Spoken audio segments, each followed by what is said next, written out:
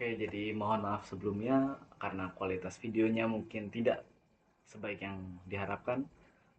Saya sudah edit dan buat videonya dan ternyata ketika diekspor dia korup.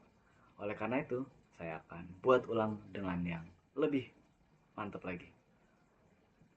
Oke, jadi di tugas kali ini saya mendapatkan tugas untuk mereview buku yang berjudul Bit by Bit oleh Matthew J. Salganik. Ini menarik. Ya awalnya sih tidak menarik ya, karena saya pikir, aduh bukunya bit by bit. Pasti dia akan membahas lagi-lagi tentang technical data science. Mungkin ya, karena saya adalah seorang mahasiswa data science. Dan oh iya, saya Adam, salam kenal. Itu juga menjadi hal yang eh, cukup menarik karena ketika saya salah baca judulnya, itu ternyata ada bagian kecil yang belum saya baca, kan bit by bit. Terus, social research on in digital age. Jadi saya penasaran, apakah ini murni untuk data scientist doang? Ternyata enggak. Ternyata dari penulisnya sendiri, beliau menguasai dua rumpun ilmu yang cukup mengejutkan. Yang pertama social science dan data science, dan itu adalah hal yang sangat hebat apabila digabungkan dalam suatu penelitian kemampuan-kemampuan tersebut. Sehingga saya mendapatkan insight seperti buku ini ingin menjelaskan bahwa sebagai seorang peneliti, kita harus memperhatikan etika kita dalam penelitian, khususnya dalam hal pengumpulan data. Data ini di era digital kan sudah seperti yang teman-teman mengetahui, bahwa sudah semakin besar. Yang 5V itu, velocity, veracity, kemudian create, variety, ya seperti itu menjadi hal yang patut dipertimbangkan karena khususnya dalam mengumpulkan data-data yang berkaitan dengan kita manusia ya, itu banyak data sensitif yang mungkin tidak semua orang setuju dengannya untuk diteliti. Padahal ketika kita berinteraksi dengan electronic device kita memberikan data dan secara tidak langsung kita bisa digolongkan menjadi dua jenis data.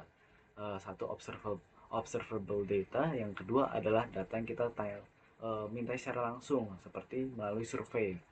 Nah, ini menarik karena ketika kita melakukan ini butuhnya namanya etika. Etika yang teman-teman ketahui kan, seperti saya juga ketahui, itu adalah semacam pedoman yang bisa menentukan do's and don'ts-nya dari kegiatan kita sehari-hari. Cuman itu kan bisa berbeda-beda ya, seperti etika yang saya pelajari ketika saya memanggil orang tua pasti harus menyebutnya dengan ibu, bapak, ayah maupun bunda. Sedangkan mungkin teman-teman saya yang berada di barat sana memiliki etika yang berbeda dalam memanggil orang tua mereka. Mereka bisa memanggil langsung dengan nama. Apakah itu salah? Ya tentu saja tidak.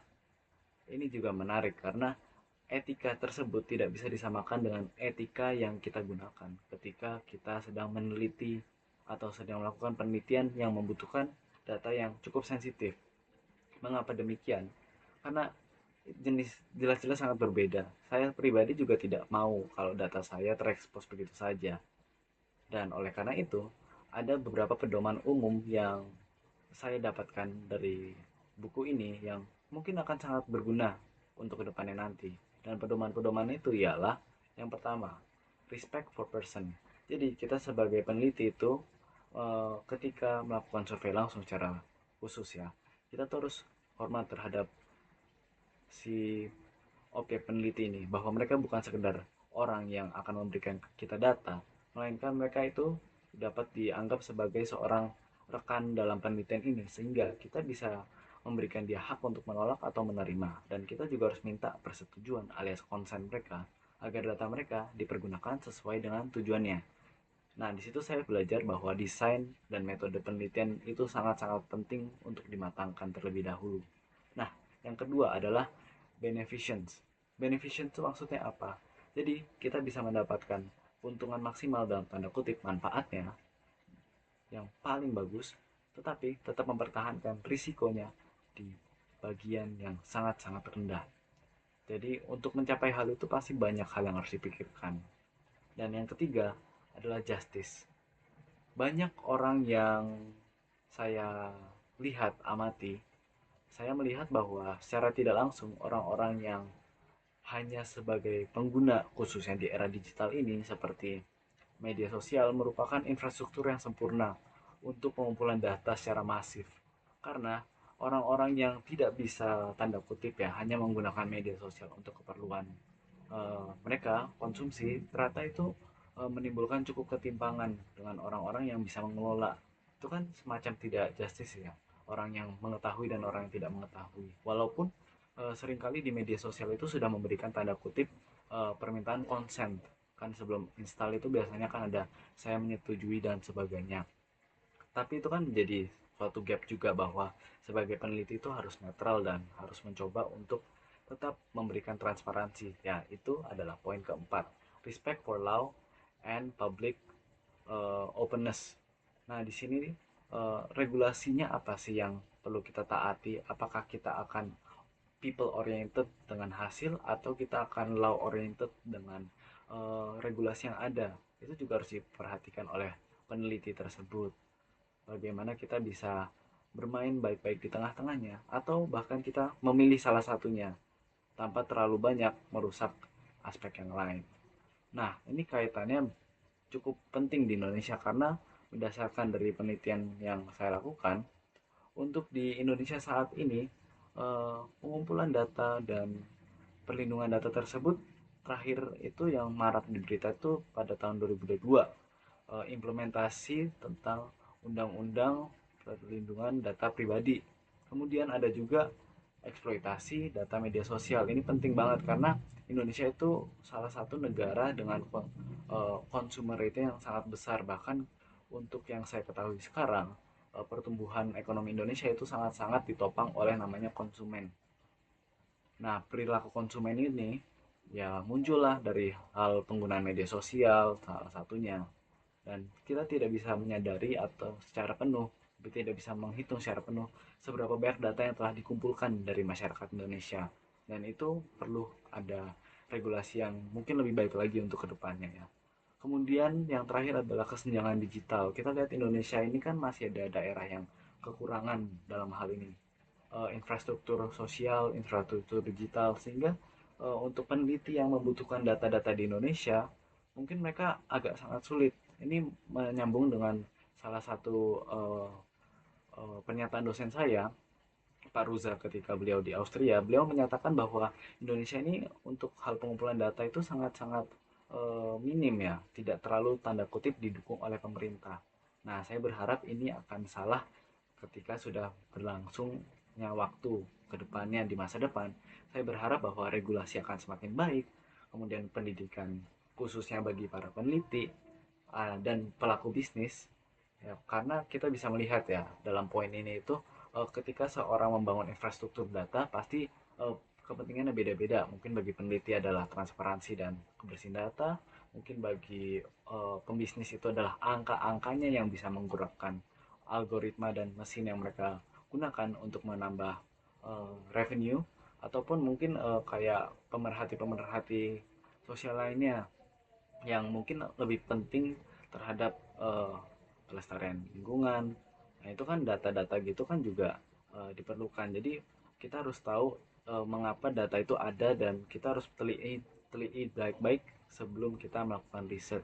Nah, itu juga bagian dari masa depan yang diharapkan bahwa Indonesia dapat menyiapkan infrastruktur yang baik untuk mendukung dan menunjang penelitian-penelitian yang sudah ada, karena banyak sekali orang-orang Indonesia yang pintar dan mereka juga harus perlu didukung. Kemudian saya agak lupa pertanyaan yang ketiga, apakah itu terkait ya, ya sepertinya uh, terkait dengan apa yang akan dilakukan dalam penelitian saya. Jujur ketika pertama kali ditanyai pertanyaan itu, saya menjawab dengan spontan bahwa saya sebagai data scientist ingin menganalisis pasar dari sentimen para komentator di media sosial. Berarti itu melibatkan cukup banyak scraping data dari media sosial, baik dari komen ataupun post, ataupun mungkin ada grafik lainnya, ataupun mungkin audio juga ya. Dan itu harus dikelola demikian rupa untuk menghilangkan cukup banyak noise, sehingga saya dengan tujuan ini saya bisa mengetahui contohnya IHSG, indeks harga saham gabungan, apakah orang-orang Indonesia itu sedang hold atau sedang sell atau sedang menunggu untuk buy. Jadi dengan analisis sentimen itu maka para investor atau pengambil keputusan dalam bidang manajer investasi bisa lebih baik lagi karena mereka sudah tanda kutip mendapatkan informasi tambahan berupa analisis sentimen. Karena dalam pasar ekonomi yang saya ketahui selain dari angka teknikalnya, sentimen juga sangat berpengaruh, psikologi juga sangat berpengaruh. Nah, tetapi ketika saya menelusuri niat saya ini, saya merasa bahwa itu hanya menguntungkan segelintir pihak, pihak-pihak yang hanya akan terus di atas begitu. Iya bukan masalah sih, tetapi saya lebih memilih untuk mendapatkan panggilan saya untuk pelestarian lingkungan. Mengapa demikian? Karena saya rasa bahwa manusia saat ini sangat-sangat mementingkan keuntungan sesaat. Itu cukup bisa dilihat ya dari regulasi yang dipasang oleh pemerintah Indonesia khususnya. Indonesia kan adalah negara dengan sumber daya yang sangat berlimpah baik dalam manusia, alam, dan sebagainya. Dan di situ saya ingin meneliti lebih lanjut tentang sentimen para netizen, sentimen para warga, di mana para pemerintah kan merupakan perwakilan dari rakyat juga kan, dari rakyat untuk rakyat, dan dari situ saya ingin membuat uh, mungkin dashboard analisis untuk setiap peraturan atau regulasi atau keputusan yang terkait dengan lingkungan oleh pemerintah.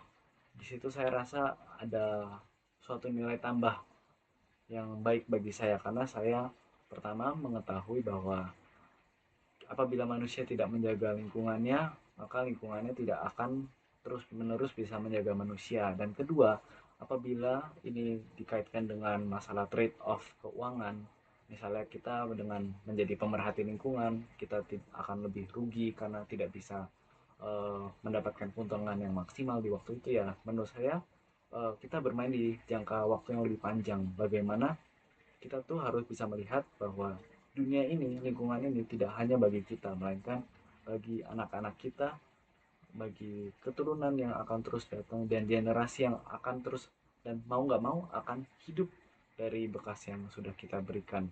Sehingga diharapkan bahwa warisan yang kita berikan adalah warisan lingkungan yang lebih baik. Mungkin itu saja dari saya.